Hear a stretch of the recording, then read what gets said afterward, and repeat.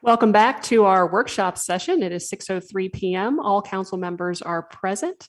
At this time, we are going to begin our workshop session, and we have one item on the agenda this evening. It is the update to the mayor and council on the transition of code compliance to the leadership of the Department of Economic Development. I believe Ms. Hall Garrison will be leading this discussion. Yes, and thank you. Give me one moment as I bring up the presentation.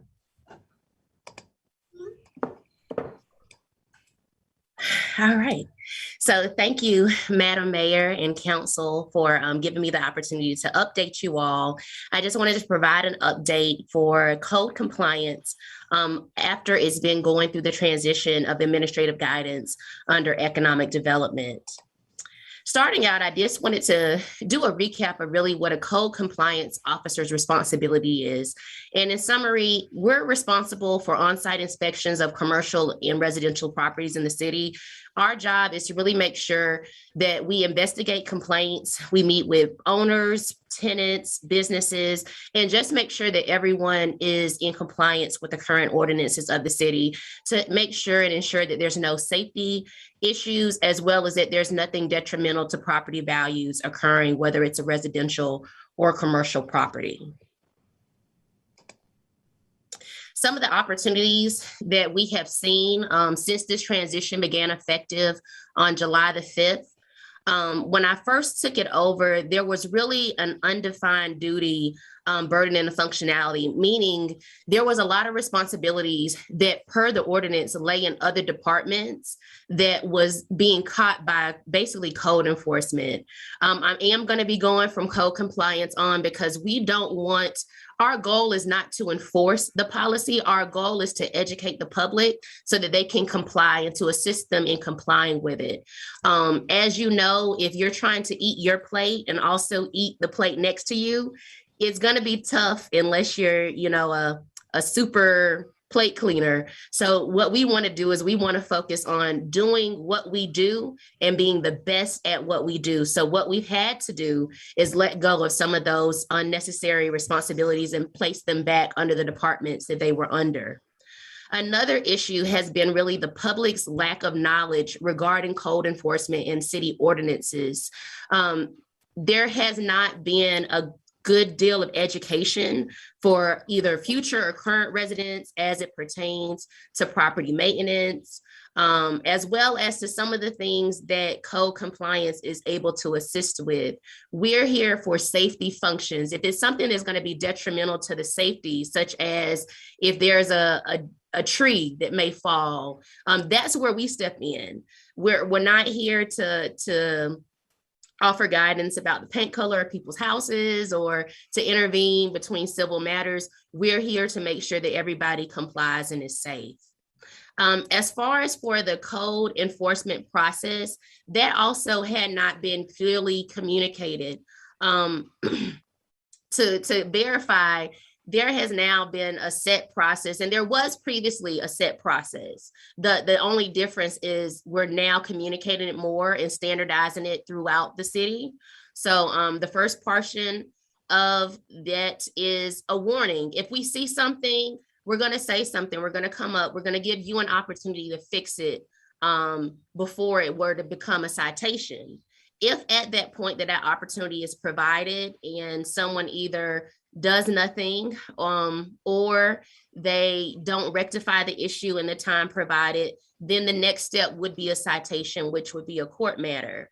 But we've also standardized the amount of time that's provided for someone to come in compliance so that we can be that partner to work with the community.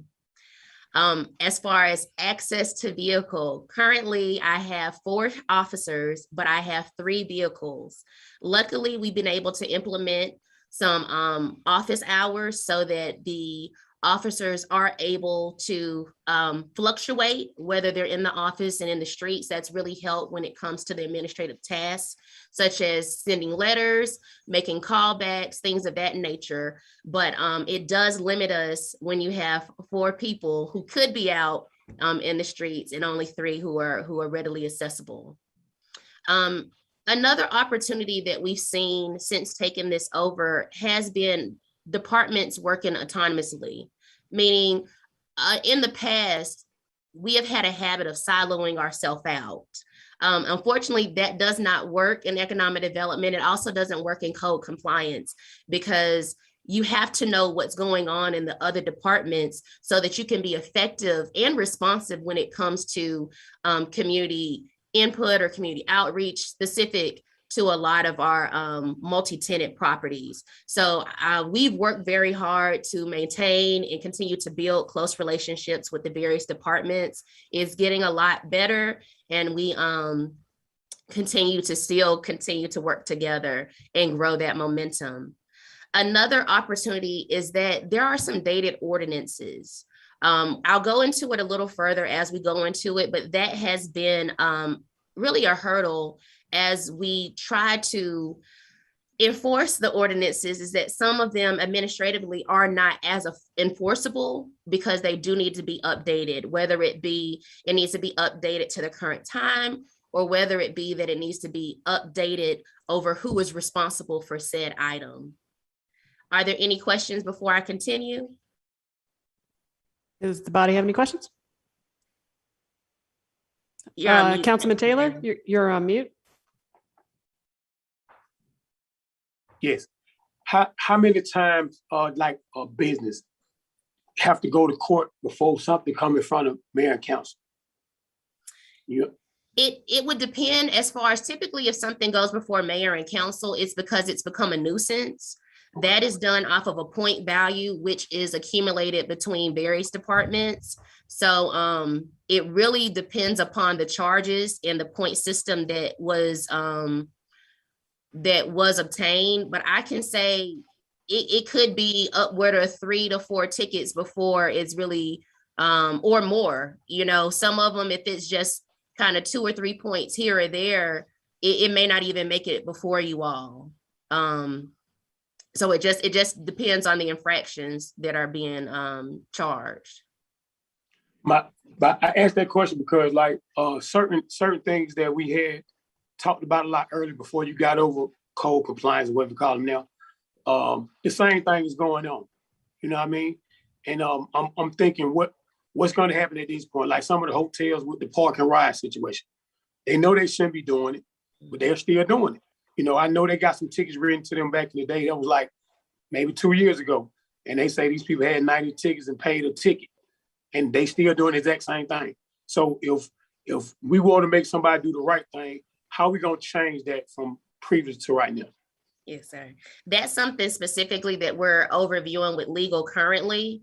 Myself, as well as the clerk's office, have seen that and have cited it very recently. But we want to make sure that we have teeth in what we have so that we can heavily enforce it. And in the past, we haven't been able to. So we're reviewing that currently. So I'll provide an update once something is confirmed. Okay. Will the compliance officers be working all areas, or they will have a specific area? I'd like to see them work all areas. I have a map. I have a map coming up to show that. Okay. So I just wanted to also update the body on some changes that we have made effective. I went in the first month and I took that opportunity to go and visit other municipalities to see how they really were streamlining or were handling their code enforcement departments, 2 of which were Valdosta, Georgia, and Sandy Springs. Both of them doing very great jobs when it comes to that. Valdosta, actually, their staff are educators with Carl Vinson Institute. Sandy Springs, they have a very active team. So this provided a lot of information to base the changes off of. Some of the changes that were effective as of July 5th is that we've reduced the use of patrol officers. Previously, when a situation would escalate, because our code enforcement officers, they are sworn in and they are able to enforce the ordinances of the city, but there are certain points when residents or visitors can become a little hostile, and we ask for backup from the patrol. Effective as of July 5th, we have been working very closely with Lieutenant Wilson and Officer Paniagua. so that we can go directly to community policing. This has been very effective and is very, we have not had to call patrol, I think, except for once within that time period. And that was just due to staff being out. Another that we've had is streamlining the public property maintenance request. Anytime a citation is written, it is the beginning of a legal proceeding. So what we want to do is, I like to win. So I want to make sure that anytime I go to court, specifically on behalf of the city, that I'm providing a tangible as well as a concrete case for the solicitor. One of the things that we needed to do was actually provide documentation to follow the property maintenance request so that we can show that, yes, the resident was warned. Yes, they were given a chance to alleviate the issue. There was a citation written. This is how the property looked beforehand. This is how it looks after. And if there does have to be a tax lien, that it is signed off by myself and a representative from the finance department to confirm that it was requested as well as that it was placed. Another thing that I mentioned previously was the implementation of office hours. With code compliance, we have a front of the house and a back of the house. If you think of a restaurant, the front of the house for us is being out in the streets. It's being out and being observant. It's talking with residents and business owners and really being those boots on the ground. The back of the house for us, though, is coming into the office, doing our paperwork, making sure that we have all of our documentation. As I stated, these are legal proceedings. And if we go to court, if we have to take you to court, we want to take you to court to win. So we need to make sure that all of our documentation, administrative functions are in order. So at this point, each officer has 2 hours in the office during which they can take care of any administrative tasks, make any callbacks, really follow up on any documentation that is needed during that period. Another thing that has been implemented was the arborist support letter. Per ordinance, in the tree ordinance, an arborist letter is needed to verify the health of a tree.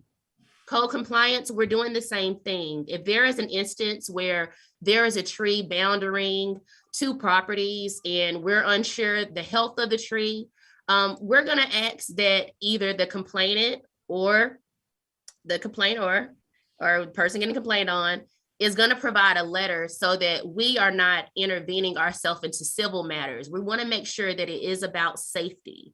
And I know a lot about economic development. I'm learning a lot more about code compliance. I know nothing about the health of trees. So we're going to rely upon the experts to convey that information. And then if necessary, we're going to once again support that as it goes through its courts process to have that remedy.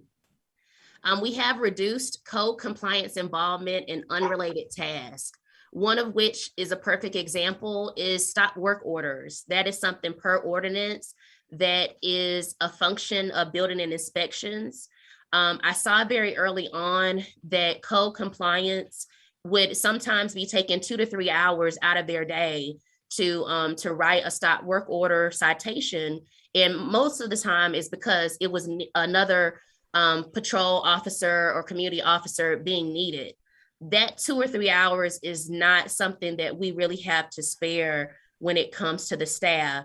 So we are looking now at implementing some technology to assist with that. But at this point, if we see something, then we contact building and inspections and we say something so that they can follow behind to see if a permit was issued or if a stop work order needs to be issued at that point. Something else that I saw was done in other cities that had not been done in City of College Park is there were no monthly meetings with the city solicitor. The solicitor was going into court unprepared, as far as uninformed, I will say, not unprepared, but uninformed of the background of these cases and how long they had been going on. And that is something that we implemented each third Monday. Myself, Solicitor Cornwell, and any applicable code compliance staff will be meeting with her to educate her on each docket item prior to court. And we hope that this will increase our effectiveness with these tickets that are written. We've also implemented technology into daily functions to improve the efficiency. So in short, that means that we're coming up to the times. Previously, a lot of the items were still paper driven. very paper pen. We have to move past that. So one thing that we've implemented is Rocketbook. If you're not familiar, it's a reusable notebook where I think I have one actually. So all of the staff was given Rocketbooks, and you can write on it as far as it is dry erase. You can take a picture of it. You can upload it to your phone and your computer. Saves money, saves paper, but it also allows the officers to still write as their the habit is, but it allows us to compile the information and keep it differently.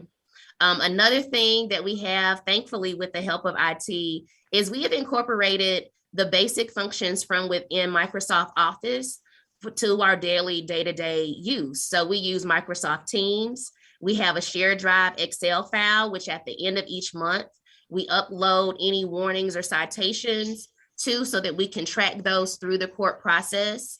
And we also use OneDrive. OneDrive now is how we've been updating and tracking any type of documentation that's necessary for our department. And it's been working very well. I'm very proud of my officers at how easily they've taken on the challenge of technology and incorporated it to their daily use. Another change that has been effective July 5th is we execute the ordinance as it's written. So we don't assume what it meant. We don't read it and try to decide and decipher. We read it as is and we apply it as is. So there has been, I think, in the past, maybe some confusion. The confusion, there is none. It's written in black and white. If anything needs to change, you all are the body to change it. Until then, we're going to go with what you all approved. Coming soon. Yes, sir. On the arborist issue, in the past, a citizen that had a problem with perhaps an impending tree falling on their house, and they thought it was diseased, they could contact the city and we would have an arborist come out and render an opinion on the tree. Are you saying we push that cost back on the citizens now? Currently, we are. We don't have an arborist to my knowledge anymore. The last that we had left effective in February. I have spoken with Melissa, and she is looking at sending staff to training so that some can be accredited with that. But at this point, we don't have anyone. The concern I have with that, outside of the fact that we're pushing a cost back on the citizen, is that if my neighbor thinks my tree is going to fall on their house and they're going to pay for an arborist to come out and render an opinion, at least my experience in industry was the person who pays the money to the expert tends to get opinions that lean in their direction. And I think that's a sticky road to go down. Yes, sir. It's not one that we hope to go down long. This is just really the remedy at the moment. If we had an arborist on staff that I could call and could provide insight, we would love to give that opportunity as to cut costs for residents. But at this moment, we don't have that in-house to assist. Why can't we contract with somebody temporarily? We bring in temps for everything else. Why can't we have a temp contract for that? I can. So that's no problem. If the body would prefer, we can make that adjustment. Well, I think the body preferred, as you said in the ordinance. I think the ordinance says that the city will have an arborist come out. I don't know because I didn't have a copy of your packet beforehand, so I don't. No, you're right. So if we're going to follow the letter of the law, we ought to follow the letter of the law. Will do. Okay, I will change that back. Quick question. You mentioned a couple of times that they'll have time in the office to work on. Where is their office going to be? They're currently housed within the 2nd precinct off of Godby Road. Okay. Yes, sir. Go ahead. I'm sorry. Then We also have a secondary location. So Officer Ellis, who oversees the north end of Camp Creek, she also can have a secondary office within the Main Street building with Renee. And then for the remaining officers, they have a secondary option within the Tracy Wyatt Recreation Center. But the second precinct is their main office. Councilman Gay? Yes, Ms. Garrison, I have a few questions. As you know, I've been involved with code enforcement for the 6 years I've been on council. It's been one of my hallmarks. So here are a couple of my questions. You didn't introduce I Notify in your presentation when I thought it was the technology in place for code enforcement. For example, before code enforcement was put under economic development, there has been no consistency in using I Notify. Even as of this moment, it's still not clear. In fact, you actually told me that Michael Hicks would be doing the I Notify report. So I guess what I'm asking is, how do you propose to use that technology in code enforcement, and how are you integrating it with all of the various departments? Because of it, right now, departments are not even communicating in I Notify. Yes, And one final question. okay. Before economic development got code enforcement, we used to get deficiencies reported by the police department. They used to come our way of emails. Then we used to get deficiencies reported by citizens. So I guess what I'm asking is, how are you integrating all of the levels of reporting into managing this under economic development? Sure. So the first question, as far as for I Notify, my presentation isn't over, so you will see a slide on that. Secondly, as far as for the Q Alert or the I Notify system, I'm working currently, Mr. Hicks and his assistant, Mrs. West, they are formulating the reports for mayor and council from all of the departments. I can't speak for any other department, but for code compliance, we verify it daily, almost hourly, because we look at I Notify as an extension of our staff. It is basically having 15,000 other code enforcement officers that can assist us to ensure that the city is in compliance, and that also can see things that we may not be able to see. So it has been a very effective tool. One thing that I'm very proud of is that I don't have any Q alerts that stay for more than 24 hours. And as far as the different departments working together, for a majority of the options, let's say, for example, if it is a property maintenance and there is overgrown property, whether it's private or city owned, that notification goes to myself. It goes to the director of public works. It also goes to the superintendent for building and ground. So we're all notified and we all get to view it to see whose responsibility it is. And it is that way for several of the items. So I think it's working very well, in my opinion, cross department wise. Are there any additional questions?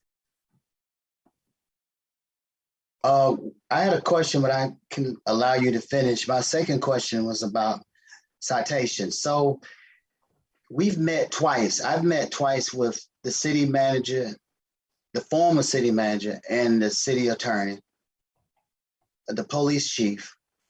And we've talked about citations. Can you talk a little bit about that? Because what I'm finding is that we're not clear on how the citation process works. Mm-hmm. What we're seeing is that agents of the employer, the masters, the servants, the agents, the friends are being given city citations. In fact, I actually have a request from about 4 people to help them identify if they have tickets in their name because they're no longer working for the corporation. So my question is, how are we going to give citations? And my thought that we should involve the city attorney to help us identify the legal process in that. When you're saying that people are no longer working for the corporations, are you referring to multi-tenant properties? Well, no, what we did was, and this goes all the way back to Karen and Oscar. What we've done was, we don't believe that giving tickets to the property managers or whoever happened to be in the office that day is an effective way to deal with a deficiency, because the owners, which are generally absent owners, these are generally people that don't live here, it's easier for them to just allocate a few dollars out of their budget. But Winston told us, and I'm clear, and he can speak for himself, that all we have to do is find the registered agents and send them a certified letter, and they would have been duly served.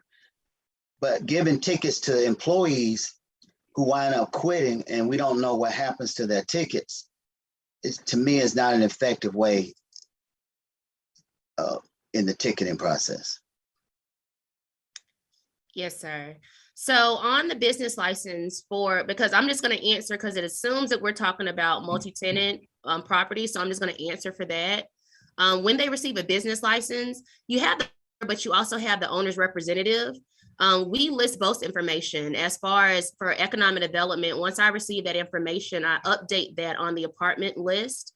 But Mr. Denmark is right. Per the ordinance, you can cite the owner, you can cite their representative, and all you have to do is send a certified letter. So yes, sir. Yeah.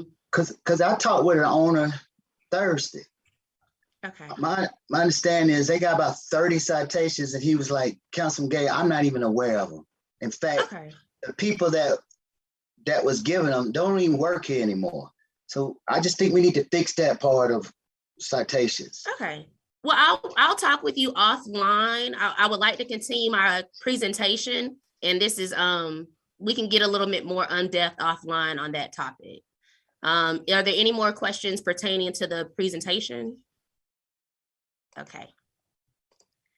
So coming soon, some things that we have to look forward to is code enforcement is looking to incorporate flexible shift hours to accommodate needs. So could incorporate weekends. It could incorporate, right now, all of the officers, 4 officers are doing 9 to 5 shifts. It could mean that we switch some shifts to earlier, we may switch some shifts to later. Right now, we're assessing where the need is and what times is there the most need so that we can ensure that we have officers in place, as well as for the potential of weekends. We're assessing it along with police to see where the assistance of code compliance officers would be most useful. We have seen, some traffic issues, some vending issues along Old National and the Main Street, and we just want to make sure that we're using our staff most effectively to attack these issues. Another item that is applicable in another municipality that I felt would really help to decrease some of the workload that we're seeing is to require mode tests as far as before code compliance intervenes. In short, mode can be good or bad. And right now, all mode is being really looked at as bad mode. To get the city out of being the mediator between that, we are requesting for either the property owner or the leasee to have a mode test. It can be done for about $10 at Lowe's. We just want to have additional documentation as we move forward with potential court proceedings, and as well as be able to assess what type of mode is in the unit. I'm looking currently at also creating a base pricing for any private property maintenance. In short, I would say we all pretty much know about the cost that it costs to cut your yard here in College Park. I would say on my neighborhood, it ranges from about $70 to $100. There have been situations as of recently where I was quoted $500 for a property mowing. And this is for properties that would eventually have a tax lien placed. Typically a tax lien, it could be someone is an absentee owner and they don't live here and they're not aware of the property. It could also be that someone is elderly and they may have gotten sick or they may be visiting family. It could have been that someone passed away and the property is going through change in ownership. However the situation, we do not want to be an extra hindrance to someone. And so we want to be fair to make sure that we're not charging someone an exuberant amount just because we're able to. And once again, legal proceedings, we want to make sure that we are doing the right thing despite what has or could be done. Saul Garrison, I have a question on that. Sure. So you're talking about a situation in which we have tried to get the property owner to perform these tasks themselves, and for health and safety or other associated reasons, the city undertakes that to. Correct. Okay. Yeah, So- anytime that a private property maintenance request is performed by the city, we have first in a warning. We have provided 7 days for that person to cut it on their own. We have then, if it has not been cut, and I would say 7 to 14, it just depends on the situation. Typically about 7 for a normal residential property. If that has not been done and we have not been contacted, if you can't do it, and this is really to anyone listening, if you can't comply, call the officer, call myself and just say, hey, I need a little more time, or this is what I'll do. We want to work with you. We're willing to work with you. If you don't call and you don't comply, then a citation is written. Typically, a citation, it will take about 30 days before it goes through the court proceedings. So you still have the opportunity to bring it up to code by that point. As far as if a citation, once a citation is written, a notification is also sent out to the owner of the citation. So after all those things have been done and all those notifications have been sent out and it's still not remedied, then yes, the city would proceed to cut the property and place a lien on the property so that it does not create any potential hazard for any adjacent or neighboring properties. So Ms. Garrison, on that point, I have a question. Yes, sir. So over the weekend, I visited a home on Lakeshore Drive that has a tree in the yard, and the tree has fallen for about 3 months. And the homeowner was telling me that they've done everything to. So my question is, do I go take a picture and I notify? Do I call you? Do I send an email to the city manager? How do we communicate this to code enforcement? I called Shia Townsend and I haven't heard back from her. Yes, sir. So the best way to communicate it is I notify. That actually is the best way. You want me to go to I notify? You want me to leave my house and go take a picture? No, sir. You just asked me what would be the best way for you to inform me. And I was stating that if you wanted to inform me, then yes, sir, that is the best way. But what if I don't have that time? Do we email you? Do we email the code enforcement? Do we email the city manager? I would say let's follow the protocol of procedures. So feel free to contact the code enforcement officer or myself. Okay. But I notify is the best option out of those because you're able to provide a picture, you're able to provide your contact information. You're also able to put a Google pinpoint in the exact address where it happens. I understand, but the elected official is not really should. For example, I just got a call before we started council meeting about vagrants at a building on Old National. Now, who do I call? I don't have time to go take a picture. Do I call you? Do I call the city manager? Do I call a police officer? If it's vagrants, that sounds like the police. No, ma'am.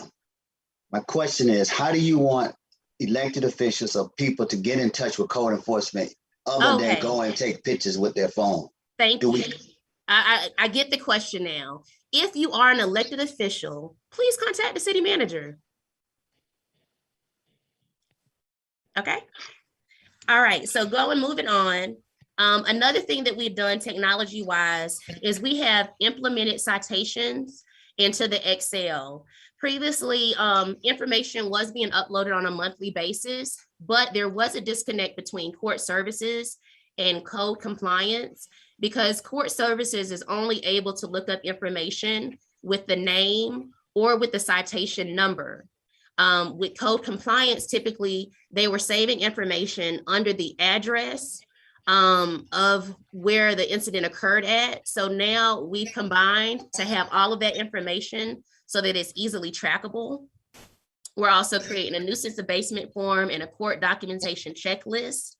Within the multi-tenant ordinance, there is a code compliance certificate that has to be received prior to a business license being offered to any multi-tenant property. So we are working with building and inspections to create that documentation to follow these properties.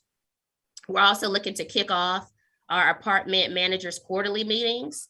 And then we would like to have our own, and we are going to have our own code-specific citation form.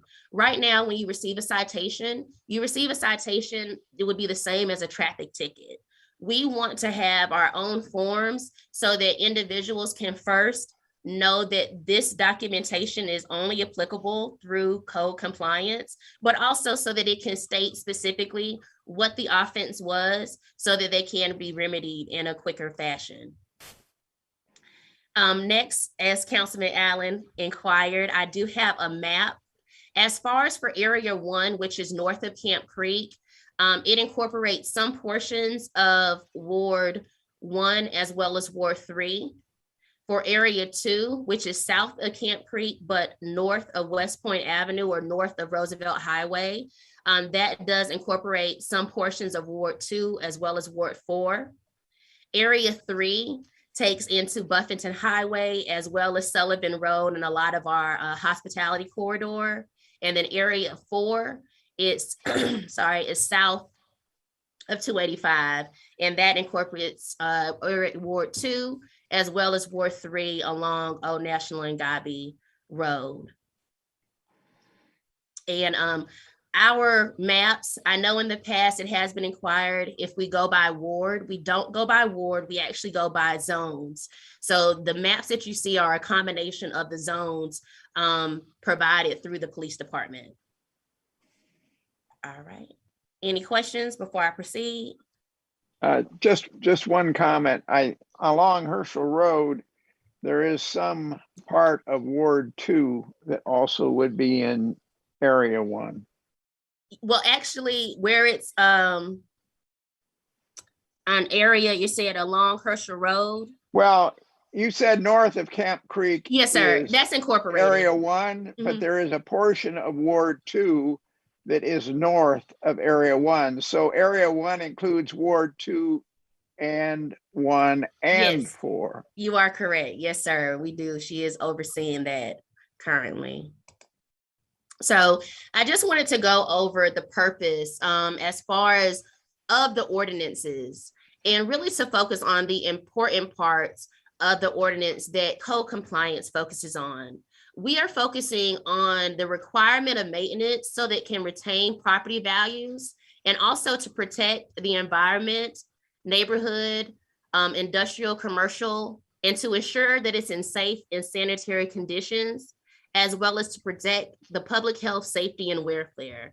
So in short, we're here to make sure that everyone follows the rules so that we can have a safe and really healthy community. We don't want any of the negative impacts that occurs on one portion of someone's property to impact their neighbor. One of the ordinances, and I actually wanted to do some ordinances that we frequently use. One of them is actually section 12-2, which is about derelict vehicles, overgrowth, junk material. It's just basically in the detail. If you're not cutting your grass, if you have an old car, if you have trash and dead tree limbs, when it's written up, it's going to be written up as a violation of Ordinance 12-32. I also wanted to provide a definition of derelict vehicle. All of this is available on collegeparkga.com under the option of municipal code, and you can read it in detail. Another portion I highlighted is that for overgrowth, per ordinance, if it is at a height of 6 inches or more, then it is considered unkept. As far as also if there's any dead trees, dead tree limbs to any part of your yard, front, side, viewable rear, you are in violation of this ordinance.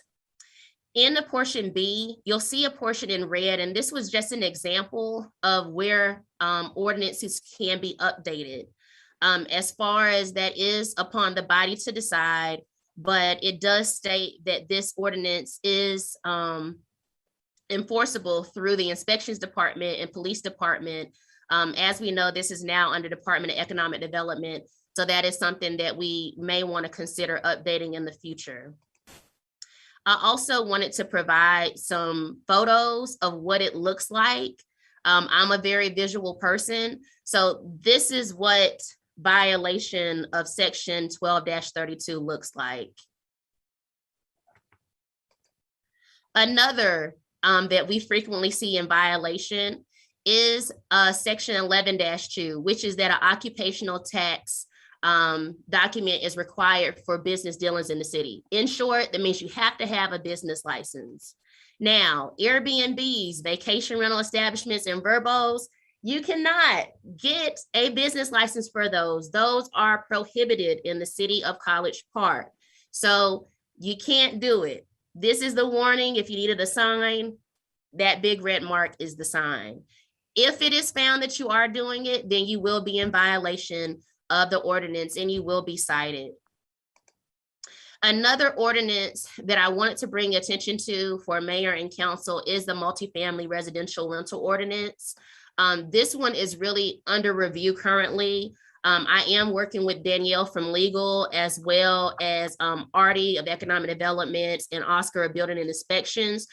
It's a great ordinance. It's a great ordinance, but we need to expand the definitions and we need to make sure that it is administratively enforceable.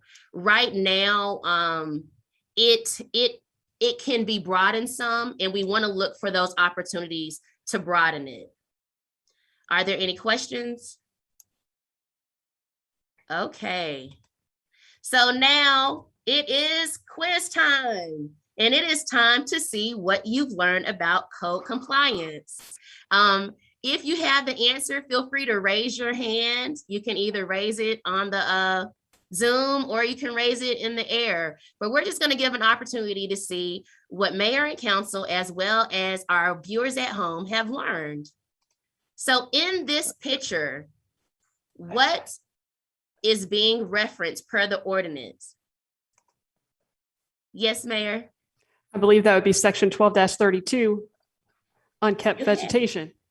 Yes, and what else? What in this picture? And an attraction for rodents. There you go. Right. Yes, it is actually D. It is all the above. I missed the vehicle. We have a derelict vehicle. We have dead tree limbs, which classifies as unkept vegetation. And those things are an attraction for rodents. So you may not get rodents in your home, but your neighbors may, and we don't want to bring But let me ask a question about that, because Sure. looking at the picture, I don't know if that vehicle is derelict or not. Mhm. I don't know if it can operate. I have a question. Sure. Kudos to the photos, but I have a question for you. So on Sullivan Road, the access road, so there's over 2,000 derelict vehicles, okay? There is about 4 illegal parking spaces, one behind E.L. Johnson. So my question to you is, how are you going to enforce those derelict vehicles? I mean, how are you trying to teach us through your quiz on what's enforceable? So you're going to go enforce every shop on the road, the access road on Sullivan? In other words, there are about 2,000 vehicles that's derelict. So how do you enforce those? I'm not sure specifically what property that you're referring to, but so the I would first street say on the left, the first street by MTL Limo on Sullivan. Okay. Yes, sir. So once again, I'm not sure specifically. I'm going to answer though, and I would say one at a time.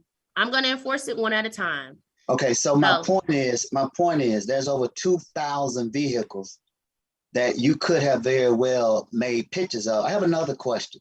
One of the complaints that I'm getting from code enforcement is elected officials' family working, and that they feel like that they're not being given equitable treatment. So their areas are not being enforced, but other people's areas are. How are you gonna handle elected officials' children working for code enforcement? Councilman, I would ask that we have that discussion offline with Ms. Hall Garrison. Go ahead. Okay, we do need to have that question offline, but before we go offline, let me be clear about one thing. I would like to see you enforce all those properties on Sullivan Road. On top of that, we have about 30 pictures of properties that we can share with your portfolio that you need to start enforcing, because they like way more derelict. Okay, I mean hundreds of pictures, and maybe you should go around with the city manager and start photographing them and share those with us. Okay, Will do. Okay, so next question. Which does City of College Park allow? A, vacation rentals, B, Airbnbs, C, residents, or D, Verbo? Yes, City Clerk? C. Which one? C. C, yes, we allow residents. We want residents. We want our residents to be happy. We want our residents to be safe. And whatever you want to call it, we don't allow the rest of those. I never heard of Vovo, but we don't allow that. We allow residents. And the last question for the quiz, is this acceptable? And that's a yes or no. Oh, No, that is a high no. One thing that I focused on and really comes from Mayor Motley Broom is that we have to have a city for everyone. And I want to make sure that we are providing that for everyone. So for the viewers at home, I want to provide you an opportunity to win too. As Councilman Gay alluded to, I Notify CP is very important for the enforcement and really just the notification of issues in the city. So for viewers at home, the first resident to submit a valid, meaning it's something that really is an issue, it's something that we need to go and see and we need to attack, let's submit that on I Notify via the app. After my presentation, I am going to check it, and the first one that I receive will win a gift card. I will be looking for that as soon as I log off. And before I end, I just really wanted to wrap up and just with my ask. My ask for mayor and council is that we look at the updating the key ordinances within the city that are enforced by code compliance and seeing how we can make them even more administratively enforceable. I put vehicle, I don't mean buy a vehicle, I just mean having access to a vehicle. There are vehicles currently that are not being used in the city in other departments. And I'm not sure how frequently they're used, but for code enforcement or code compliance, we use our vehicles every single day. So if we could just get some support and getting access to those unused vehicles, that would be great. And then the support that I ask is not only from mayor and council, but it's also from residents. It is the support of allowing the process to go as it should and not intervening. We are citizens before we are anything else, meaning I was a citizen before I worked for the city. All of mayor and council, you all were citizens before being able to be eligible to be elected. And I feel that we have to lead by example, and we have to put that citizenship first so that we all can have a city that we deserve. So I ask for your support as we move forward in creating that city. I have a comment. Thank you, Ms. Hall Garrison. Are there any questions? Yeah, I have a comment. First off, for the public viewers, so just for the record, I'm the one who brought I Notify to the city, okay? And I brought that because I thought it was a tool that would help us. That was for me, and I'm just speaking for me, Councilman Roderick Gay, Ward 4. That was probably the most biased report that I've ever heard. And I've been on council 6 years, and I've been a resident for 40. I'm so disappointed with this presentation because, young lady, there is so many deficiencies that you could have took advantage of. You missed a huge opportunity trying to poke, huge opportunity, and I'm immensely disappointed. Thank you, Councilman Allen. Go ahead. I got a comment. You mentioned department managers quarterly meeting. Please let me know when you have those, because I'd be more than happy to attend and be of any assistance I can. Thank you. Any other questions? Ms. Hall Same Garrison? thing for me. Thank you. And I appreciate as well, I wanted to commend Councilman Allen as well as Councilman Clay. You all have invited me to your past neighborhood meetings as far as your ward meetings. Anytime I have the opportunity to interact and really inform the public, it's a great opportunity. So I want to thank you both for that. And I hope to be included in the future as we move forward. Absolutely. All right. Any other issues? Any other questions from Ms. Hall Garrison? I just had one comment, quick comment. And one of the things I see a fair amount of in walking around is vehicles parked on the grass, and that is a violation of the code. do you guys ever drive around looking for violations per se? Are you? We all Keep it- day, keep- every day. keep We're an eye out driving for that. around. Keep an eye Yes. out for that. Yes, sir. Officer Ellis is really good with that as well, in your area. But yes, sir, that's something we do see heavily in your ward. All right. Thank you Any other all. questions, comments? Ms. Hall Garris, I would say thank you for your report. It was very educating, and I think you did a great job in what you're doing. You definitely have my support. Thank you. All right. Anyone else? All right. Hearing nothing else, that was the only item on our workshop agenda. So we will be returning at 7:30 p.m. See everyone shortly. Thank you. Tasha, stand by for a second. Sure.